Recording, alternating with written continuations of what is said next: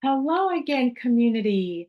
My name is Dr. Shemya Vaughn, and I am the creator of A Cup of Therapy.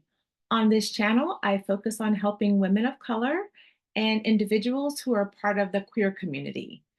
These are people who live with anxiety and depression, and a lot of them are recovering from trauma.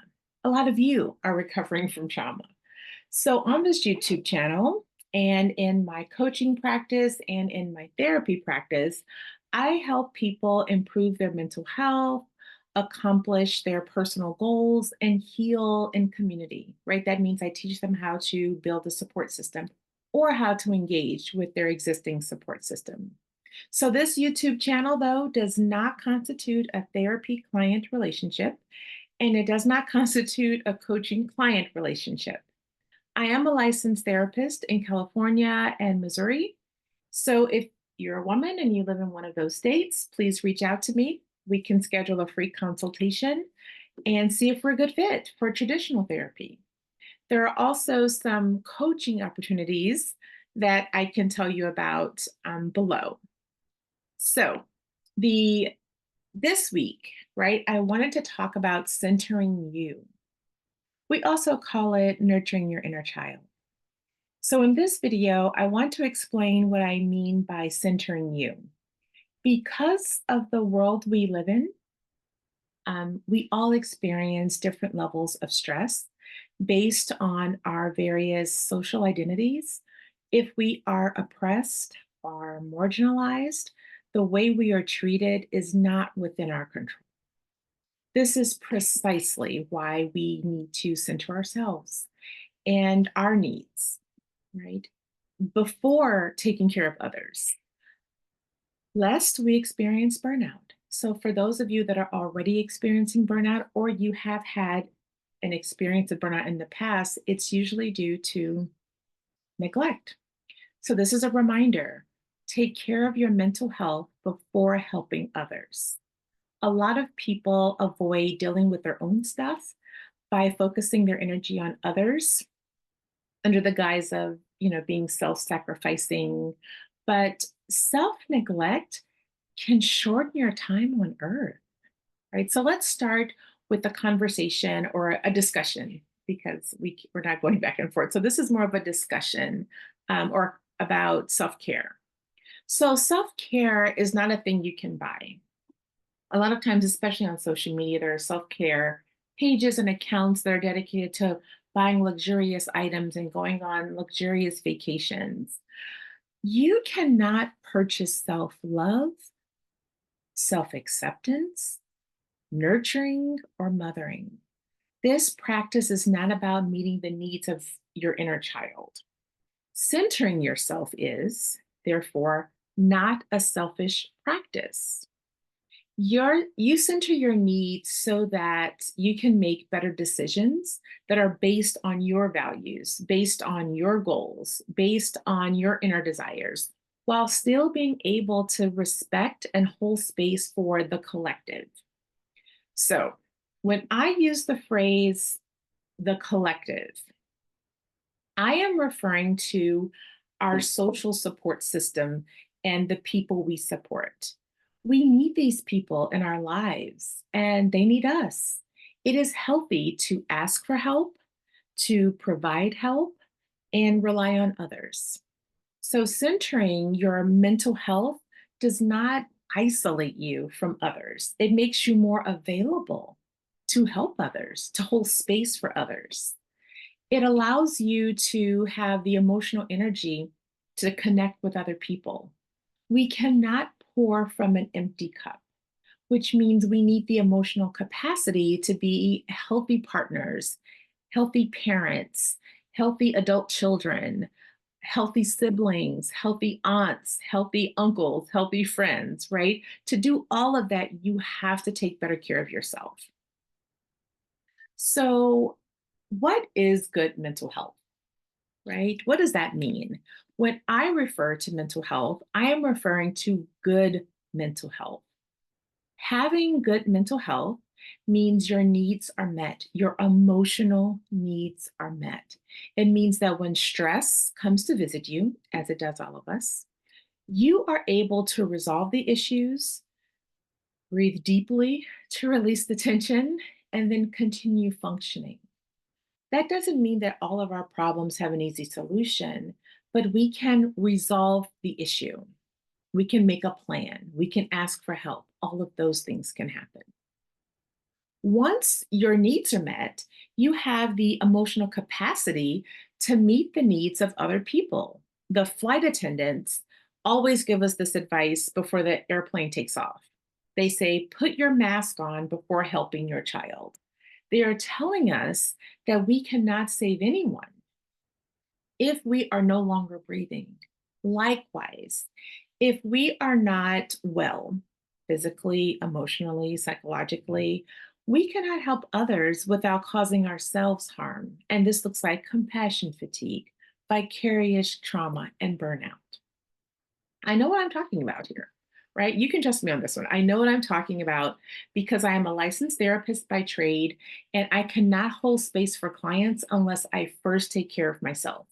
So before I start working each day, I make sure that I am together, I am whole, I am centered, I am cared for. So I want to end this video or this part of the video, right? Speaking directly to your inner child. You have many inner children at each stage of development, right? There's the infant, there's the toddler, there's the preschool age person, there's the elementary school age child, there's the middle school or junior high school, depending on your age, or a high school person. All of these inner children had different emotional needs that went unmet throughout your childhood. So, as an adult, you can now meet those emotional needs and make yourself whole by engaging in a reparenting process, right? This is when you look at abuse and neglect and make each of those ages whole, right? You rewrite the story the way you needed it to happen. You can then make a promise to yourself to be your own protector moving forward. Because your inner children are part of who you are, please remember to frolic and have adult recess as often as possible. You want to laugh until you cry, cry until you laugh. Do something silly once per week. Be all of you, not just the you society needs you to be, right? Okay, so that's for your inner child. Now for the weekly check in. So let's check in with you. Who or what has been your priority this week? Where has your energy been focused? Or where do you want to focus your energy for the upcoming week? So, this week, for example, I am focusing on starting my first group coaching program. So, I'm very focused on recruiting and helping individuals make the decision to invest in themselves because it's not an inexpensive program, right? It costs money. The other thing, right, I want to check in with you about, right? You already know your priority. Who or what is draining you, right? So, I am in Paris for about 2 months. I'm doing the whole digital nomad thing. And my cell phone company is draining all of my energy. I kid you not. I am with Verizon. Yes, I said their name. And the cell service only works when I am connected to Wi Fi, which means no Uber, no GPS, right? No phone calls or text when I'm away from my hotel. So this is frustrating. It's very frustrating because often when I put an address in my GPS and I go to a store or go to an event or something that I want to do in Paris, if the place I go to does not have Wi-Fi or there's not a local place nearby with Wi-Fi, I really have to use the old school map to find my way back to my hotel, which is it's frustrating, right? So what I will need to do is make time to go to this other company called Orange in Paris. And I often go there to get the eSIM card while I'm here, and that makes life a little bit easier. However, I'm paying for the international plan with Verizon, so I'm a little irritated that I have to pay twice for something for the same service. So that's what's draining my energy. It's a what this time, it's not a who. It's a company. A company is a what. So it's not the people in the company, it's just the company. And then another check in question for you. Who or what has made you feel complete or whole this week? Right? So there are people and things in our lives that really complete us. And so that's what I'm asking for. I'd like you to challenge yourself not to mention the same thing every week, right? Something new. So I arrived in Paris at the end of April this year. And honestly, being back here in the city has made me feel complete. I really hope I can develop a long term plan to live here permanently by 2026. So, what about you? Right? What has made what or who makes you feel complete? Made you feel complete. Another question: who or what have you been avoiding? So this is a either avoidant or procrastination. One of those things are happening, and I'd like to know who or what it is. For me, I must admit that I am avoiding some relatives and some people I know. Notice I did not use the word friends. I take that word very seriously. But I'm avoiding people who have a negative view of Paris. They say things like, oh, it's smelly, it's overrated. Like, who wants to live in a crowded place like that? I think we all have places we love and places we don't, right? I do not enjoy rural living, like living on a farm or living in an isolated place. But I would never tell a person who loved living in a rural place or who owned a farm that it's a terrible idea. I would rejoice with them that they found a place to call home. They found a place they love. I don't need to enjoy it to be happy for them. But we all know people who struggle to be happy for others. So, yes, I am avoiding all of those people right now so that I can enjoy my own joy. So, who are you avoiding, right? Or what are you procrastinating on? Another check in question for you: what boundary have you established that you want to enforce this week? I hope that you have reflected on what you can no longer tolerate and found a way to establish a boundary and communicate that boundary to other people, right? And I'm talking about removing stress from your life. A lot of people talk about managing stress or dealing with stress or surviving stress or overcoming stress. Sometimes we need to cut the stress out, and we can do that with a boundary. My boundary, though, this week is for me. It's not for other people. So my boundary has to be to stop eating gelato every single day. I have type 2 diabetes, and this is such an unhealthy habit. Whenever it is slightly warm or hot outside, I run straight for my favorite gelato stands.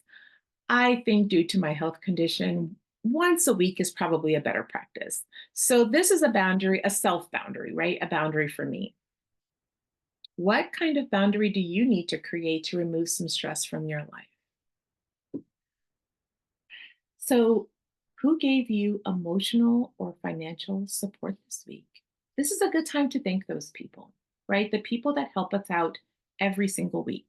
I know for me, it is the usual suspects, right? My daughter supports me in my business as an employee. I have a best friend whom I've known over 30 years. Yes, we are that old. And then I have two other close friends who I rely on to keep me grounded. They're very honest, open women that I can trust. So, this team of women that I'm talking about, they emotionally support me nearly every single week. I also think I should shout out my business group coaching folks. I'm part of a pod coaching group, and I also have an accountability partner. Those individuals help me stay together as a business person. So who gave you emotional or financial support this week? And then we turn it around. Who have you supported emotionally or financially this week? So we do not want to only receive support, we want to give it too. So every single week, I am checking in with my daughter to make sure she is okay emotionally, financially, right? I have three women who I check in on to make sure they are okay and we keep in touch, especially now that I am traveling outside of the US for the next couple of months. We try to keep in touch every week, every other week. Professionally, though, I provide a lot of emotional support to clients in my private practice and the clients in my coaching business. Who are you supporting? Who are you pouring into? All right. So we're coming to the end of today, and I want to know, what new habit do you need to start practicing, or what old habit are you ready to retire? So you can change your mind at any time. That's the whole point of this last question at the end of every video. I will continue, for me, to start drinking more water. I mentioned in the first video that I need to drink half my water weight. I am so not there yet, but I'm trying to drink more water. It is really hard to do with coffee being so delicious, tea being so delicious. But as I stated earlier, I want to retire my daily gelato habit, and I probably need to replace that with water. Right? It is not, the gelato is delicious, but it is not doing my glucose numbers any favors. So, what about you? What new habit will you try this week? Or it doesn't have to be both. Or which old habit are you ready to release? Well, think about these, and I will see you next week.